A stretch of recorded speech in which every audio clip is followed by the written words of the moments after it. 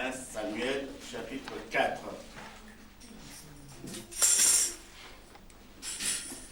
Si vous n'avez pas la Bible, il y en a ici. 1 Samuel chapitre 4. 1 Samuel chapitre 4. Si nous avons trouvé 1 Samuel chapitre 4, et comme nous savons le faire, nous nous mettons debout pour recevoir la parole. Nous mettons debout pour recevoir la parole. 1 Samuel chapitre 4. Nous lisons du verset 10 au verset 22. Nous lisons la parole de Dieu au nom de Jésus. Amen. 1 Samuel chapitre 4, je commence au verset 10. Les Philistins livrèrent bataille et Israël fut battu. Chacun s'enfuit dans sa tente. La défaite fut très grande et il tomba d'Israël 30 000 hommes de pied. L'arche de Dieu fut prise et les deux fils d'Élie, Hopni et Phinehas, moururent. Un homme de Benjamin accourut du champ de bataille et vint à Silo le même jour, les vêtements déchirés et la tête couverte de terre. Lorsqu'il arriva, Élie était dans la tente, assis sur un siège près du chemin, car son cœur était inquiet pour l'arche de Dieu. À son entrée dans la ville, cet homme donna la nouvelle, et toute la ville poussa des cris. Élie, entendant ces cris, dit: que signifie ce tumulte? Et aussitôt l'homme vint apporter la nouvelle à Élie. Or il était âgé de 98 ans, il avait les yeux fixes et ne pouvait plus voir. L'homme dit à Élie: j'arrive du champ de bataille, et c'est du champ de bataille que je me suis enfui aujourd'hui. Élie dit: que s'est-il passé, mon fils? Celui qui a apporté la nouvelle dit en réponse: Israël a fui devant les Philistins, et le peuple a éprouvé une grande défaite. Et même tes deux fils Hopni et Phinehas sont morts, et l'arche de Dieu a été prise. À peine eut-il fait mention de l'arche de Dieu, qu'Élie tomba de son siège à la renverse, à côté de la porte. Il se rompit la nuque et mourut, car c'était un homme vieux et pesant. Il avait été juge en Israël pendant 40 ans. Sa belle-fille, femme de Phinehas, était enceinte et sur le point d'accoucher. Lorsqu'elle entendit la nouvelle de la prise de l'arche de Dieu, de la mort de son beau-père et de celle de son mari, elle se courba et accoucha, car les douleurs la surprirent. Et comme elle allait mourir, les femmes qui étaient auprès d'elle lui dirent: ne crains point, car tu as enfanté un fils. Mais elle ne répondit pas et n'y fit pas attention. Elle appela l'enfant Ichabod, en disant: la gloire est bannie d'Israël. C'était à cause de la prise de l'arche de Dieu et à cause de son beau-père et de son mari. Elle dit: la gloire est bannie d'Israël, car l'arche de Dieu est prise. Amen. Seigneur, c'est ta parole. Nous la voulons révéler, nous te la confions. Dispose nos cœurs et que tout esprit qui est opposé à cette parole soit envoyé dans les lieux arides. Nous prenons possession de cet instant et que tout soit de toi, rien que de toi, dans le nom puissant de Jésus. Amen. Amen. Amen. Amen. En tout cas, tu dis bonjour à ton frère, tu lui dis: tu as fait le bon choix d'être là ce matin. C'est vrai que nous ne sommes pas si nombreux, mais tu dis bonjour à ton frère, tu lui dis: tu as fait le bon choix d'être là ce matin. Nous allons donc écouter cette parole. Nous allons écouter cette parole, nous allons passer donc à cette parole. Nous venons de la lire, 1 Samuel, chapitre 4, versets 10 à 22. Le titre, c'est la restauration de la gloire de Dieu. La restauration de la gloire de Dieu. Nous venons de le lire, bien-aimé. Nous l'avons lu. Nous venons de lire que le peuple d'Israël était en guerre contre les Philistins. Les mauvaises nouvelles venaient donc du champ de bataille, mais ces nouvelles-là, comme je disais, elles étaient mauvaises. En tout cas, ces nouvelles avaient triplement meurtri une femme. Cette femme était triplement meurtri. Pourquoi? Parce que il y avait le décès des deux fils du sacrificateur Élie. Il y avait donc Phiné, d'autres versions diront Phinéa, mais Phiné. Donc Phiné, qui était son mari, et Opni, qui était le petit frère de son mari, qui était le frère de son mari, donc qui était son beau-frère. Et non seulement qu'il y a eu le décès de ces deux enfants d'Élie, mais il y a eu aussi le décès d'Élie lui-même. Le sacrificateur, la Bible nous dit qu'il était juge pendant 40 ans. Il était donc l'avant-dernier juge, parce que le dernier juge sera Samuel. Samuel sera le dernier juge d'Israël. Alors lui, il est l'avant-dernier et il a fait 40 ans de règne en tant que juge. Il est mort. Et le troisième point, l'arche de l'alliance est prise. Ça fait partie du butin que vont ramener les Philistins. L'arche est prise. Alors vous savez que l'arche pour le peuple d'Israël, c'est ce que nous pouvons appeler aujourd'hui, pour ceux qui croient en cela, c'est pas tellement chrétien, mais c'est un porte-bonheur. Un porte-bonheur, on peut dire que c'est un porte-bonheur, c'est-à-dire l'arche de l'alliance, jusque-là, a été aux côtés d'enfants d'Israël. Et les enfants d'Israël ont vaincu tous les ennemis qui s'opposaient à eux. Cela grâce à l'arche. Parce que l'arche, c'est la présence de Dieu. L'arche, c'est les miracles de Dieu. L'arche, c'est disons, le soutien inconditionnel de Dieu. Donc, ils ne pouvaient pas croire. Ils ne pouvaient pas croire que l'arche soit, en tout cas, soit prise par des gens qui ne croyaient pas en l'éternel Dieu. Alors, cela a bouleversé cette femme. Non pas elle seule, mais tout le peuple d'Israël est bouleversé. Parce que l'arche était à Silo. Et ils ont demandé que l'arche vienne dans le champ de bataille, qu'il vienne dans le camp des Israélites. Donc l'arche est arrivée, mais au moment où ils vont livrer combat, au moment où ils vont livrer bataille, ils sont battus. C'est pour la première fois une grande défaite. Alors que jusque-là, l'Éternel Dieu leur avait donné la victoire. Mais cette fois-ci, ils sont vaincus, ils sont battus. La Bible dit qu'au début, il y a 4000 qui vont tomber.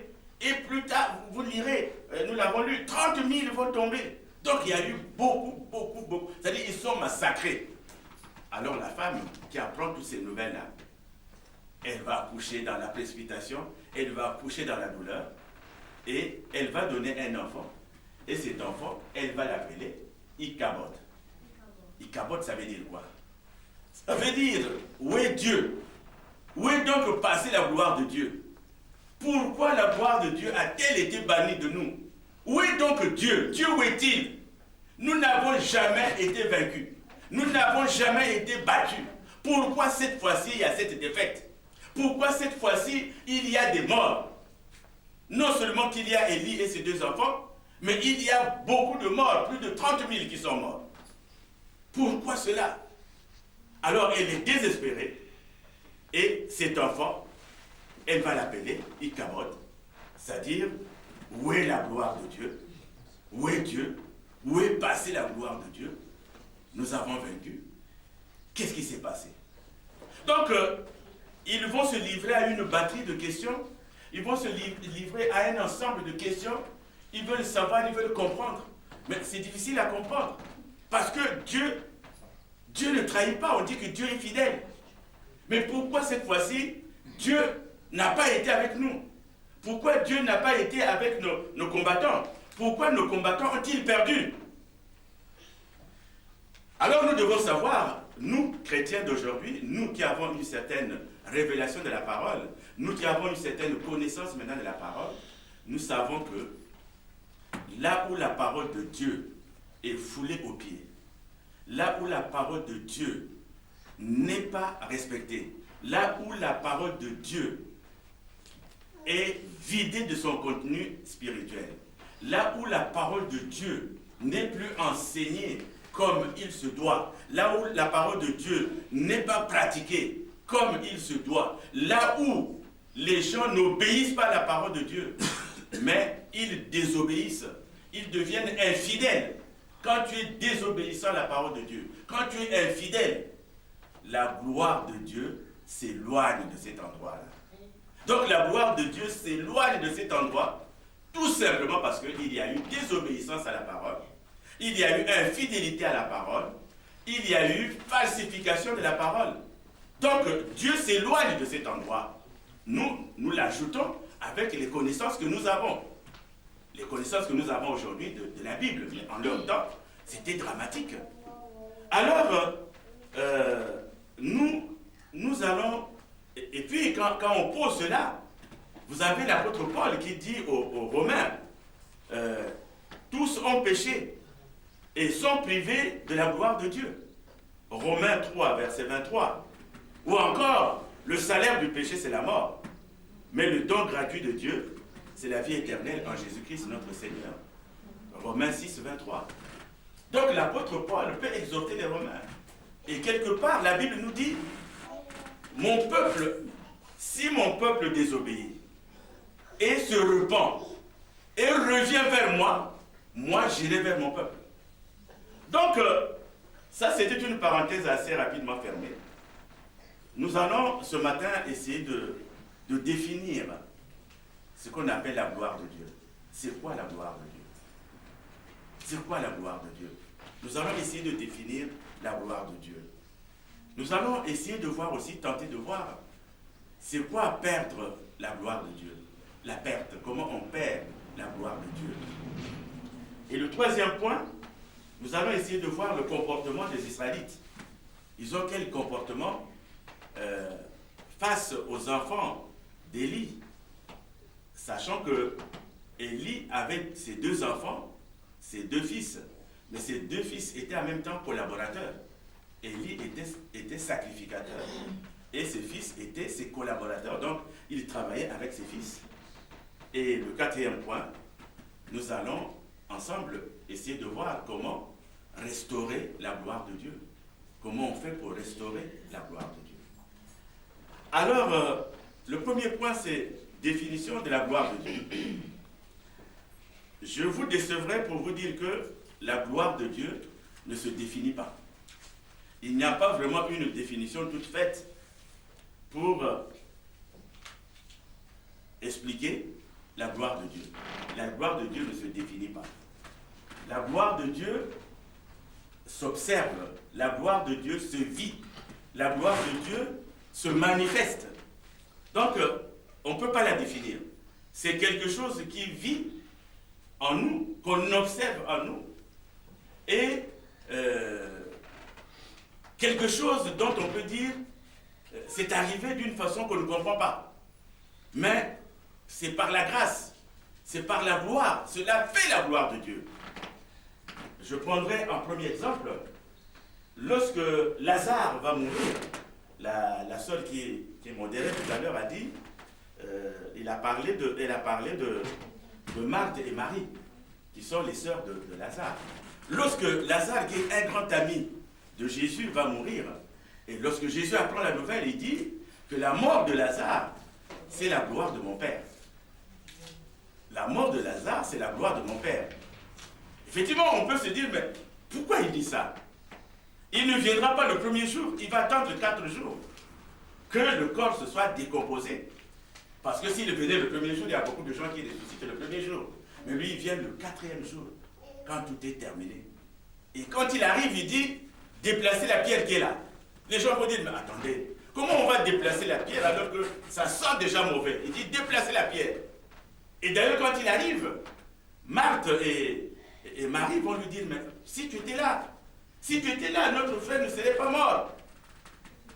Il va leur dire, mais ne vous ai-je pas dit que je suis la vie? Je suis la vie. Les gens ont vu Lazare mourir. Les gens ont vu Lazare dans son caveau. Et lorsqu'on déplace la pierre et qu'ils disent « Lazare, sors !» Lazare se lève et sort. C'est ça la gloire de Dieu. C'est-à-dire, c'est quelque chose qu'on ne peut pas expliquer, mais c'est quelque chose qu'on vit. C'est quelque chose qu'on voit. Et toujours dans les Écritures, il y avait un homme qui s'appelait Elkana. Elkana avait une femme qui s'appelait Anne. Anne est restée des années avec son mari. Elle n'avait jamais eu d'enfant. Et d'ailleurs, dans le village, dans la contrée, tout le monde l'appelait la stérile. Vous savez, quand vous ne mettez pas au monde, c'est gravissime. Parce qu'en ce temps-là, l'homme se mariait pour qu'il ait une progéniture. L'homme qui n'avait pas d'enfant pour le remplacer, c'était un homme qui n'était rien. Donc Anne était dans cette position. Les gens l'appelaient, ça c'est moi qui ajoute, la stérile. Partout elle passait, elle était montrée du doigt. Donc Elkana était fatigué, à tel point qu'il a pris une deuxième femme. Quand il a pris la deuxième femme, elle était féconde. Elle lui a donné des enfants. Et les mamans le savent, quand vous êtes deux au mariage, il y a une qui est là avant vous, qui ne donne pas, et vous arrivez, vous donnez des enfants. Même quand vous êtes en grossesse, votre démarche change. Votre manière de rire change. C'est-à-dire, elle a souffert toutes les humiliations, Anne. Elle a souffert toutes les humiliations. Anne s'est confiée à Dieu. Elle a dit à Dieu, Seigneur, je suis là. Songe à moi, regarde-moi. Fais quelque chose pour moi. Et Élie, justement, le sacrificateur, lui disait, mais quand tu bois trop de vin aussi, pourquoi tu es sous comme ça? Tu es toujours sous. Elle dit, non, je ne suis pas sous. C'est parce que je suis meurtri par la douleur. Mais cette Anne-là, la Bible ne nous dit pas qu'elle est allée voir un médecin. La Bible ne nous dit pas qu'elle est allée voir un guérisseur. Sinon, le plus grand, le véritable guérisseur des guérisseurs, qui est Dieu lui-même, qui est l'éternel Dieu, qui est Jésus-Christ. Alors, à un moment donné dans le village, cette femme-là a un ventre arrondi. Donc, elle n'a pas mis des... Parce que vous savez qu'il y a des femmes qui inventent des grossesses. Hein? Mais elle n'a pas mis quelque chose. Au fur et à mesure, le ventre grandissait, grossissait. Mais elle est donc enceinte. Elle est tombée enceinte par la gloire de Dieu. Ça, c'est la gloire de Dieu. C'est-à-dire que personne ne peut revendiquer cette grossesse, sinon le Seigneur lui-même. Il a montré sa gloire à travers la grossesse de Anne. Et vous savez que Anne n'a pas eu que Samuel. Mais en dehors de Samuel, elle a eu trois fils. C'est-à-dire 3 fils en dehors de Samuel. Et 3 fils avec Samuel. Et elle a eu 3 fils en dehors de Samuel, plus 2 filles. Donc elle était mère en tout de 6 enfants. Elle était mère de 6 enfants, donc 4 garçons et 2 filles. Vous voyez, celle qui était stérile, subitement elle devient grosse. C'est ce qu'on appelle la gloire de Dieu. La gloire ne s'explique pas, mais elle se constate, elle se vit. Et quand nous allons dans les Écritures, il y a la gloire de Dieu qui se manifeste. Vous savez que le peuple d'Israël est resté 40 ans dans le désert. Pendant ces 40 ans, ils ont connu la gloire de Dieu par le ravitaillement. Il n'y avait pas des traiteurs, il n'y avait pas des cuisiniers qui leur donnaient à manger. Il n'y avait pas le marché où ils allaient faire des courses. Mais ils étaient nourris par la manne. Une manne qui tombait pendant 40 ans.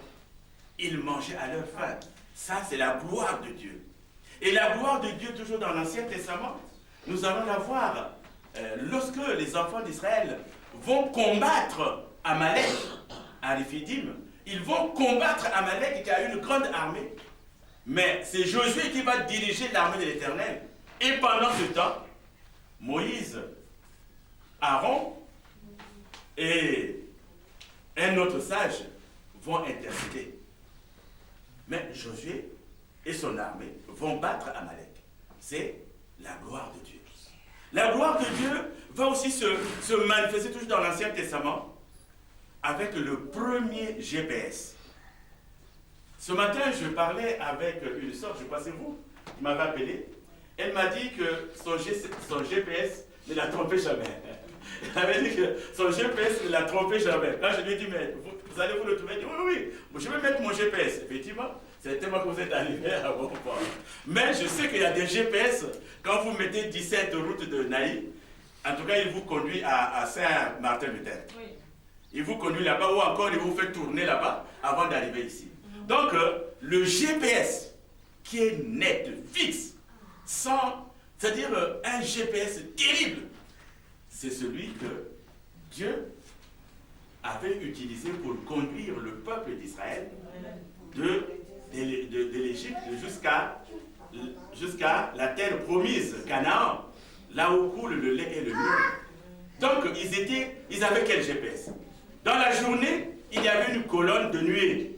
La colonne de nuée était devant eux. La colonne de nuée avançait et eux, ils suivaient la colonne de nuée. Dans la nuit, c'était une colonne de feu. La colonne de feu avançait devant eux et ils étaient éclairés par cette colonne de feu. Ils avançaient. Donc, les enfants d'Israël ont marché de jour et de nuit. Le jour, il y avait la colonne de nuée et la nuit, il y avait la colonne de feu. Ça, c'est la gloire de Dieu. La gloire de Dieu, toujours dans l'Ancien Testament, nous allons aussi la voir dans l'engloutissement des armées de Pharaon. Vous savez que Pharaon va envoyer des armées. Il va envoyer des armées pour poursuivre les enfants d'Israël. Pourtant, il leur avait dit de partir. Il a dit à Moïse de partir. Après, il s'est dit non, non, non. Il faut qu'on les pourchasse. Il faut qu'on les tue. Et quand ils vont venir après eux, la Bible parle des armées de Pharaon. Là, il y aura la gloire de Dieu. Parce que Moïse se trouve devant une voie sans issue. Et derrière lui, il y a les militaires, il y a les soldats, il y a l'armée, il y a les armées qui arrivent. Alors il dit, mais qu'est-ce que je veux faire? Dieu lui dit, mais tu as un bâton. Tu as un bâton. Donc quand il va prendre le bâton, la Bible nous dit que les eaux de la mer Rouge se sont scindées en deux. Ils vont traverser la mer Rouge. C'est la gloire de Dieu. C'est ça la gloire de Dieu. Moïse ne s'attendait pas à cela, mais subitement la mer s'est séparée en deux et ils vont traverser. Vous savez qu'en ce temps-là, quand nos amis juifs se promenaient, c'était des convois terribles. Parce qu'il y avait non seulement les moutons, mais il y avait les chevaux, il y avait les vaches, il y avait aussi les matelas, il y avait plein de choses. Donc ils ont eu tout le temps de traverser. Tout le temps de traverser, et les animaux, et le bétail. Tout le monde a traversé. Et Dieu a fait quoi par sa grâce? Il a bloqué sur place les armées qui tournaient sur place, Le temps qu'ils traversent, et quand ils ont traversé, les armées pouvaient avancer. Quand elles ont avancé, qu'est-ce qui s'est passé? Les eaux se sont englouties. Ils sont morts là-dedans, dans les eaux. C'est ça la gloire de Dieu. Donc, la gloire de Dieu, se vit, et justement dans le Nouveau Testament, dans le Nouveau Testament, il y a cette gloire qui vient avec le Christ. Vous savez, lorsque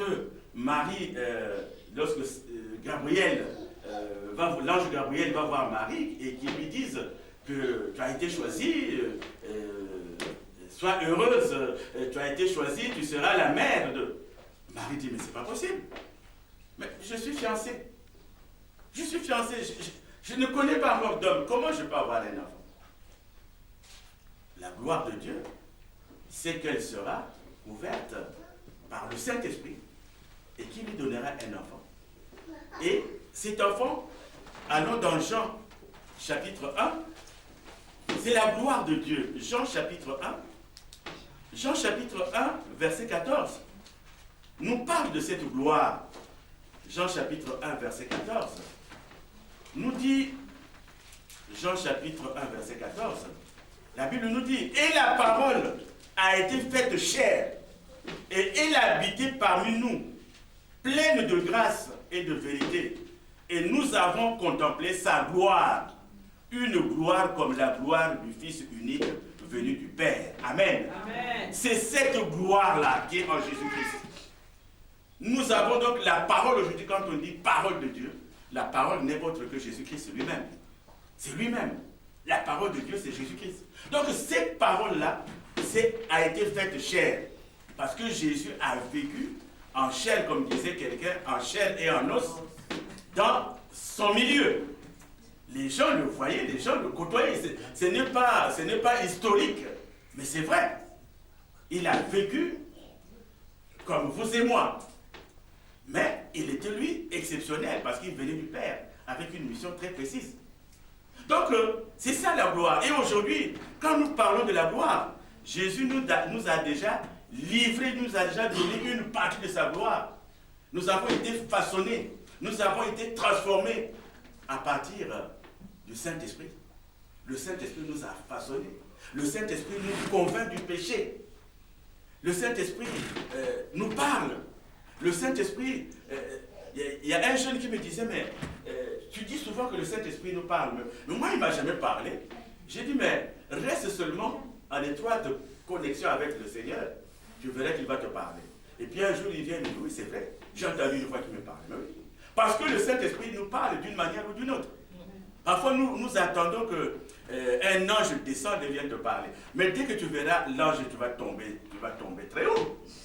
La preuve en est que Paul, Saoul, qui était un grand combattant, qui faisait la terreur, quand il a vu un ange devant lui, il est tombé de cheval. C'est pour cela que Dieu nous parle, tantôt d'une manière, tantôt d'une autre. Parfois, tu attends un problème, tu attends une solution. Et c'est un petit enfant qui te parle. Et tu dis, quitte-la toi aussi, quitte-la. Mais l'enfant vient de te parler de la part de Dieu. Amen. Ton épouse peut te parler. Ton fils peut te parler. Mais nous ne faisons pas attention parce que nous attendons ce qui est dit. Lorsque c'est dit avec une solennité, Dieu m'a dit, il roule par terre, il dit, le Seigneur m'a dit, là c'est la vérité, là c'est la vérité. Mais le Seigneur t'avait déjà parlé. Amen. Alléluia. Amen. Parce que les gens aujourd'hui sont omnibulés par les miracles. Les gens aujourd'hui, ils courent après les miracles. Les gens aujourd'hui courent après les prophéties. On m'a dit ça, on m'a dit ça, on m'a dit ça. Mais il a dit que ses filles et ses fils auraient des visions. Ses fils et ses filles vont prophétiser. Est-ce que dans ton sommeil, tu as bien regardé? Dieu ne t'a rien dit. Dieu nous parle. Le Saint-Esprit nous parle. Mais la seule condition, c'est de ne pas l'attrister. Si vous l'attristez, par votre comportement, ça ne va pas. Alors, rapidement, nous allons voir le deuxième point. Donc, avant de voir le deuxième point, je vais préciser que la gloire de Dieu, c'est-à-dire le don gratuit, parce que la gloire de Dieu est un don gratuit. Le don gratuit de la gloire de Dieu est en chacun de nous. La seule condition, que nous obéissons à la parole de Dieu. Obéir à la parole de Dieu, c'est l'aimer, aimer la parole, manger la parole, boire la parole, la mettre en pratique. La parole de Dieu, ce n'est pas une boîte à outils. Parce qu'il y a la boîte à outils, quand vous avez une boîte à outils, vous prenez l'outil qu'il vous faut. Mais la parole, elle est complète, elle est entière. Elle commence par Genèse, elle se termine par Apocalypse. Donc la parole est complète. Mais ce n'est pas tel passage, ça m'intéresse. Mais quand il te dit, on ne va pas les mains vides à l'église, ça c'est n'importe quoi, ça c'est pour les riches. Mais quand il te dit, il faut faire des libéralités à l'église, tu dis, je donnerai quand je pourrai. Mais quand il te dit, donne ta dîme, mais ça c'est pour que le pasteur ait un gros ventre. Mais ça fait partie de la parole. La parole, c'est pas une boîte à outils que tu prends l'outil qui te plaît. La parole de Dieu, elle est complète, elle est totale. Et aucun prédicateur ne connaît entièrement la parole de Dieu. C'est pour cela que la Bible nous dit que nous connaissons en partie et nous transmettons aussi en partie. Il n'y a que Jésus-Christ qui est la parole lui-même, qui connaît la parole de Genèse à Apocalypse. Donc, c'est pour cela, bien aimé, que si aujourd'hui, tu ne sens pas la gloire de Dieu, je parie qu'il t'est arrivé, que tu n'arrives pas à expliquer une situation. Quelque chose t'arrive, tu te dis, mais moi je ne croyais pas. Je ne croyais pas. Parce que quand la gloire de Dieu, pour celui qui ne croit pas, pour lui, Pour lui, il voit que c'est sorcier. Pour lui, il voit que certainement qu'il était parti voir un marabout et c'est le marabout qui agit. Non, Dieu agit en nous. L'essentiel pour toi, c'est d'être en communion avec lui. Parce que Jésus-Christ a dit à ses apôtres, celui qui m'aime doit garder ma parole. Celui qui m'aime garde ma parole. Et il dit, si vous aimez votre Père plus que moi, c'est que vous ne m'aimez pas. Dernièrement, quand on partageait avec les frères, on s'était dit, mais ça ne peut pas être au sens cru. Parce que le Christ nous dit, enfants, obéissez à vos parents. Il faut honorer vos parents. Et il dit, c'est le premier commandement avec une promesse pour vivre longtemps et vivre heureux. Alors, Dieu ne peut pas encore nous dire de haïr nos parents. C'est tout simplement que lorsque tu te trouves devant une utilité par rapport à toi-même, par rapport à ta famille, tu dois mettre en avant l'œuvre de Dieu. Et la famille, Jésus-Christ lui-même, avant de monter à la croix, avant d'aller à la croix, il a réglé le problème de famille. Il a dit à Jean, Jean, voici ta mère. Femme, voici ton fils. C'est qu'il a réglé le problème de sa mère. Il ne la laissait pas comme ça, il laissait sa mère auprès de Jean. Donc nous aussi, nous devons effectivement répondre dans les problèmes de famille, nous devons aimer nos parents, nous devons les aider, mais la chose de Dieu est première. Le plus souvent, on n'arrive pas à faire le distinguo, on n'arrive pas à distinguer ce qui est important et ce qui ne l'est pas. C'est pour cela que Dieu nous dit que si vous l'aimez, vous ne devez pas aimer vos parents plus. Mais il ne nous dit pas de ne pas les aimer. Alors le deuxième point, c'est la perte de la gloire de Dieu. Donc les Israélites ici, ils cherchaient la protection de Dieu. Ils ont un combat. Le combat, ils le livrent contre leur ennemi acharné, les Philistins. Ils ont ce combat-là, mais ils remarquent qu'ils ne gagnent pas.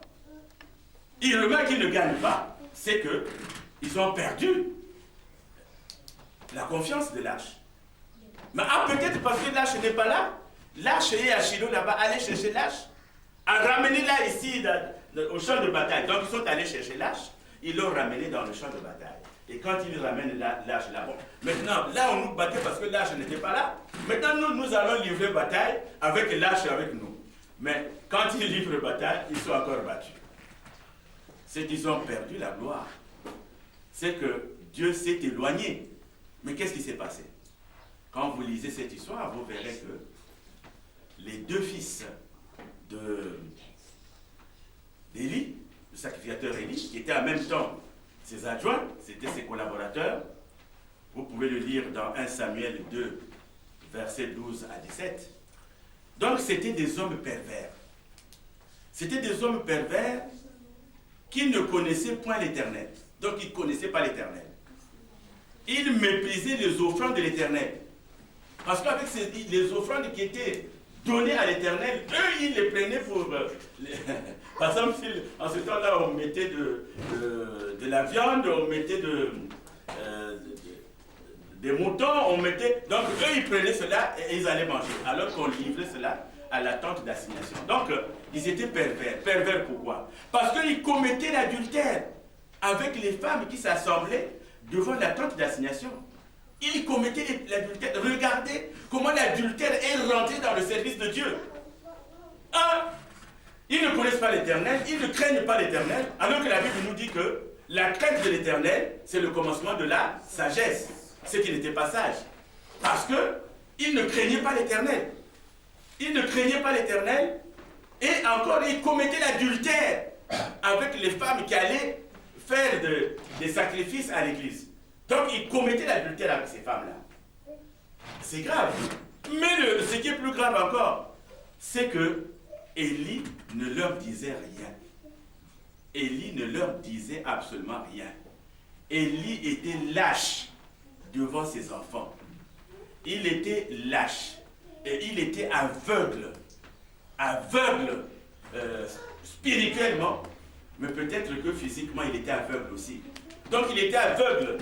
Et il a toléré l'adultère, il a toléré le péché dans sa maison. Le péché est rentré dans la maison d'Élie. Le péché est rentré à la tente d'assignation. Et lui, Élie, le berger, lui, Élie, le sacrificateur, ne pouvait pas dire à ses enfants, ce que vous faites, c'est pas bien. Parce que les enfants devaient être le modèle même par leur conduite, par leur témoignage. Parce qu'ils servaient l'Éternel. Mais, au lieu de servir l'Éternel avec sagesse, non. Parce que commettre l'adultère dans l'église, c'est de l'abomination. C'est de l'abomination. Il commettait l'adultère dans l'église. Et donc Élie, il était complaisant. Et un mot encore que j'aime souvent utiliser, c'était quelqu'un qui était laissez-fairiste. Il laissait faire. Un laissez-fairiste. Quelqu'un qui laisse faire. Il était laissez-fairiste. Laissait faire. Donc il laissait faire. Les enfants faisaient ce qu'ils voulaient. Les enfants faisaient... Et lui-même, il était là, il cherchait des compromis. Vous savez. C'est pour cela qu'avec les choses de Dieu, il ne faut pas badiner. Le péché s'appelle péché. On ne peut pas arranger un péché. On ne peut pas dire, bon, mais mon frère, je te couvre, bon, tu sais que tu fais un péché, là, je te couvre, c'est pas grave que les autres... Non, le péché, il ne faut pas. On doit être convaincu du péché. Mais Élie avait fait... Il était complaisant. Donc, quelque part, Élie épousait ce que ses frères, ses fils faisaient. Donc, Élie était dans un monde de ténèbres. Il n'était plus dans le monde de la lumière. Il était dans les ténèbres. Parce qu'à partir du moment où tu tolères le péché dans ta maison, tu tolères le péché à l'église, tes enfants font n'importe quoi. Élie était vraiment fautif. Devant le Seigneur, il avait péché. Il avait péché. Et la Bible nous dit que lorsqu'un aveugle conduit des aveugles, le problème c'est qu'ils vont tous tomber dans une fosse. Donc Élie était un aveugle. Il conduisait un peuple qui était aveugle et lui-même était aveugle. Donc c'est normal qu'ils aient perdu la gloire de Dieu. Parce que la gloire de Dieu ne reste pas là où la parole de Dieu est souillée. La gloire de Dieu ne reste pas là où la parole de Dieu est falsifiée. La gloire de Dieu ne reste pas là où la parole de Dieu n'est pas respectée. C'est pour cela que parfois dans nos vies, on te confie une responsabilité à l'église. Tu as ta responsabilité à l'église, ou tu as pris un engagement à l'église, mais lorsque l'heure de l'engagement arrive, lorsque l'exécution de l'œuvre qu'on t'a donnée, de la tâche qu'on t'a donnée arrive, en tout cas, tu négliges cette tâche-là. C'est ce que faisaient les enfants d'Élie. C'est ce que fait. Donc, c'est un compromis. Dieu n'aime pas les compromis. Quand c'est mauvais, quand c'est un péché, il faut le dénoncer. Donc, c'est pour cela que, parfois, tu es là, tu cherches par exemple du travail, tu vois que le travail tombe comme ça, tu as du travail, tu cherches ceci, tu as cela, tu cherches... Mais les gens ne savent pas d'où vient cette gloire de Dieu. Parce que, un, tu crains Dieu. Deux, tu es obéissant à la parole de Dieu. Tu es obéissant. Il s'agit des offrandes, tu donnes tes offrandes. Il s'agit des dîmes, tu donnes tes dîmes. Il s'agit de réunions de prière, tu vas à la réunion de prière. Vous savez qu'aujourd'hui, dans beaucoup d'églises, la nôtre en fait partie, il faut soudoyer les gens pour aller à la prière. Ah, il y a prière, hein? N'oubliez pas, il y a prière. Hein? Il faut venir à la prière et à l'intercession. Il faut courir après les gens. Il y a l'intercession. N'oubliez pas, il y a veille de prière. Donc on court après. Mais faites tout simplement. Si un jour, si Dieu nous le permet, nous officiellement, je voulais dire à tout le monde, officiellement, j'ai eu mes 73 ans le 24. Amen. Donc j'aurais pu organiser l'anniversaire ici, mais je vous dis que personne ne manquerait. Parce qu'on allait boire, danser, et on aurait même beaucoup d'invités. Mais quand il s'agit de Dieu, intercession. L'intercession, c'est que je n'ai pas le temps. Qu'est-ce qu'il y a encore là? Oh, enseignement. Enseignement de vendredi. Il y a l'enseignement. Moi, je sais tout. Qu'est-ce que je vais faire aux enseignements? voyez, les gens qui étaient avec nous vendredi étaient très heureux parce qu'on a partagé, vraiment on a partagé, et puis on s'est dit on a avancé dans la parole. Pourtant les gens qui étaient avec nous, c'est des personnes qui sont avancées dans la parole. Mais le fait qu'on ait partagé leur a fait plaisir. C'est ça. Et là tu vas voir la gloire de Dieu. Les gens vont même dire que tu as touché à des produits. Oh mais il a un produit, il a un marabout.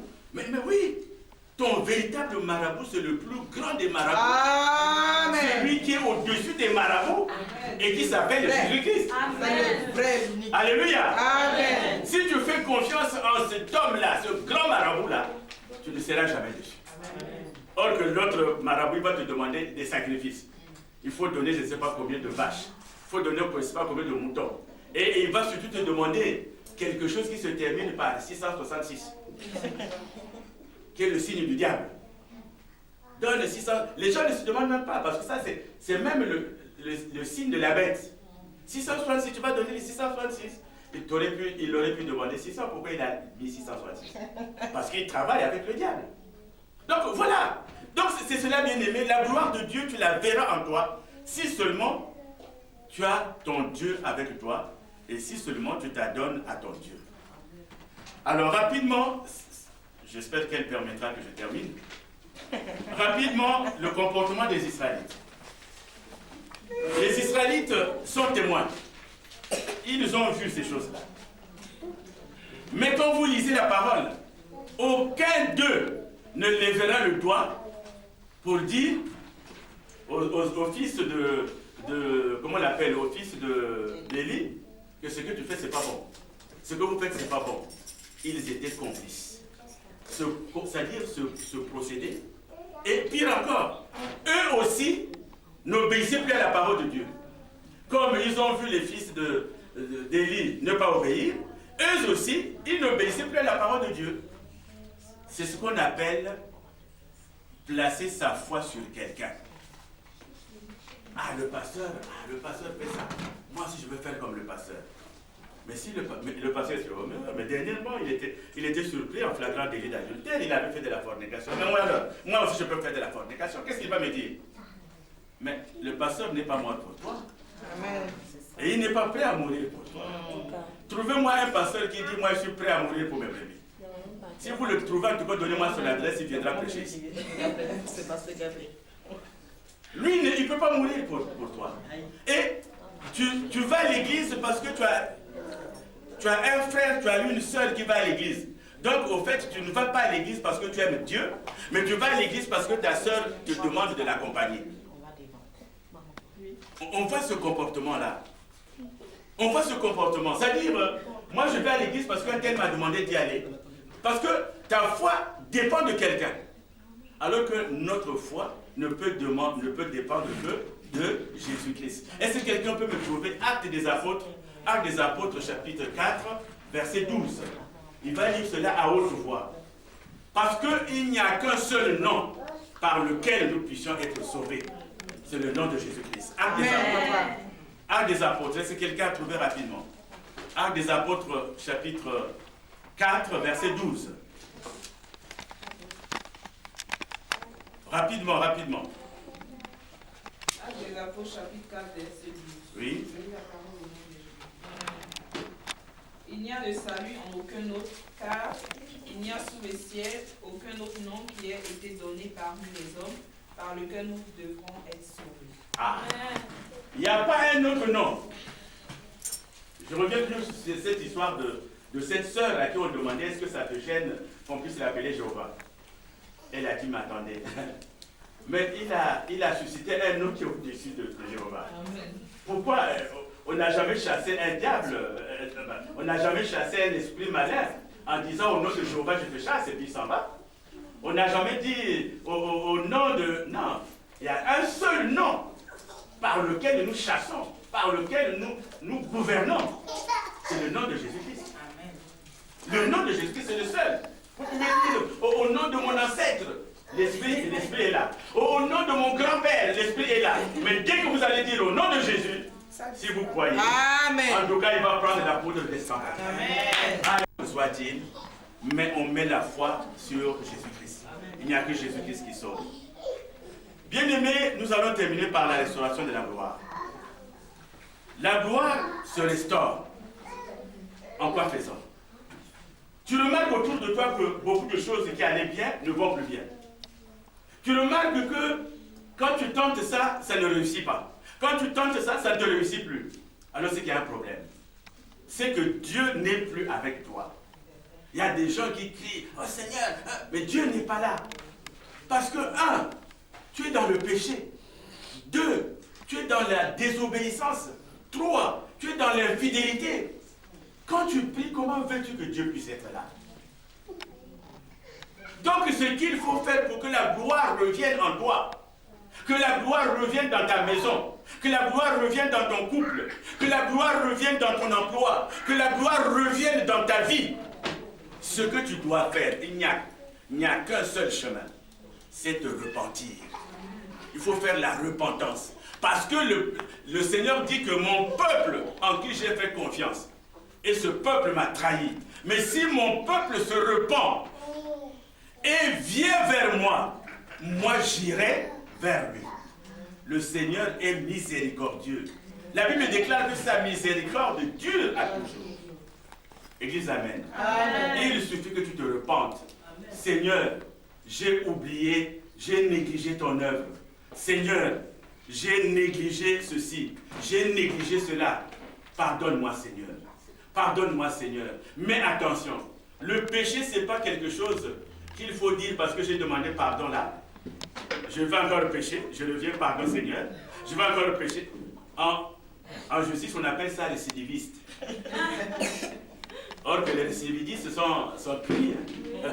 Donc le Seigneur, c'est la même chose. Parce que quand tu vas dire Seigneur, parce que, maman peut s'en souvenir, on avait un frère. On avait un frère, quand il y a eu une séance de pardon. Dès qu'on dit nous allons demander pardon, en tout cas il se met à même le sol là. Ah Seigneur, je ne suis qu'un pécheur. Donc quand vous le regardez, la façon dont il prie, vous dites ce frère là c'est la sauvé. Mais demain il va faire la même prière. Après il va faire la même prière. Parce que, excusez-moi du terme, c'était un coureur de jupons à vie. Et tous les jours il croyait que quand il va se pencher par terre là pour pleurer. Et excusez-moi mais Dieu dans sa soif, parce qu'il avait une soif énorme et qu'il ne pouvait pas étancher, l'a conduit dans la maladie du siècle. Et aujourd'hui, quand on lui rend visite, il dit, ah, si je vous avais écouté. Mais oui. C'est pour cela que Dieu a dit, l'homme quittera son père et sa mère, et s'attachera à sa femme. À sa femme. Aujourd'hui, les païens disent qu'on peut aller jusqu'à 4 femmes. Aujourd'hui, les païens disent qu'on peut aller jusqu'à 6 femmes. Je vous dis, aucun homme ne peut aimer 6 femmes. Même 2, papa. Aucun. Avec un cœur. Aucun. C'est pour cela qu'il a dit, pourtant les gens en ce temps-là étaient plus riches que nous. Hein. Mais il dit, l'homme quittera son père et sa mère et s'attachera à sa femme. Donc tu dois avoir ta femme.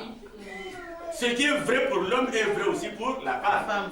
Elle quittera son père et sa mère et s'attachera à son mari, à son homme. Il y a quelqu'un qui me disait, mais voilà, pasteur, est-ce qu'on ne peut pas prier pour que Dieu fasse disparaître le sida? Mais la meilleure précaution contre le sida, c'est la fidélité. Amen. Il n'y a pas un autre fétiche. Que tu sois fidèle. Donc, bien-aimé, lorsque tu vas te repentir, lorsque tu vas demander au Seigneur le pardon réel, sincère, tu verras encore la gloire se rétablir en toi. Dieu se sépare de toi quand tu le négliges, quand tu le mets en retrait. Lui aussi se remet en retrait. Donc, celui qui l'aime, il l'aime toujours. Et je ne connais pas quelqu'un qui soit plus fidèle que lui. Aujourd'hui, bien-aimé, quel que soit le problème qui est le tien, fais comme Moïse. Quand Moïse s'est trouvé dans une voie sans issue, quand Moïse s'est trouvé dans une voie qui était impossible, quand il a levé les yeux, il a dit quoi? Fais-moi voir ta gloire.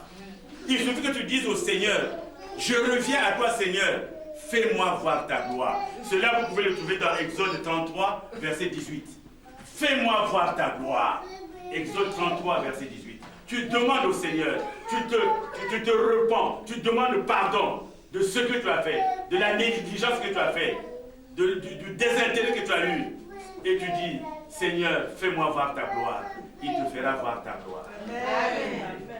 Amen. Amen. Soyez bénis. Merci maman de m'avoir accordé. Amen. Amen.